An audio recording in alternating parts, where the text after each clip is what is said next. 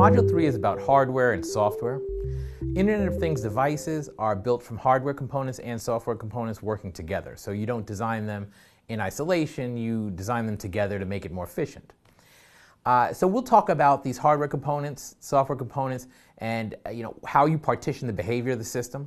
So how do you decide what part is implemented in hardware versus what part is implemented in software? So for instance, hardware is typically used to handle physical interaction, the interaction with the physical world. The sensors and actuators are hardware components, typically.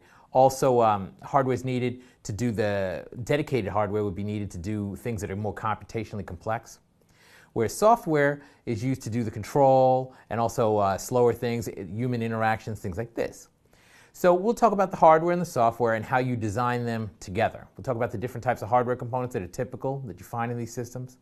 Talk about the software design process too, compilation, interpretation, that sort of thing, and how they come together inside a microcontroller. Now, in more complicated Internet of Things components, you use an operating system, and people are already familiar with what operating systems are, but they mean something a little bit different in the context of Internet of Things devices. So we'll talk about operating systems and talk specifically about operating systems that are appropriate for an Internet of Things component.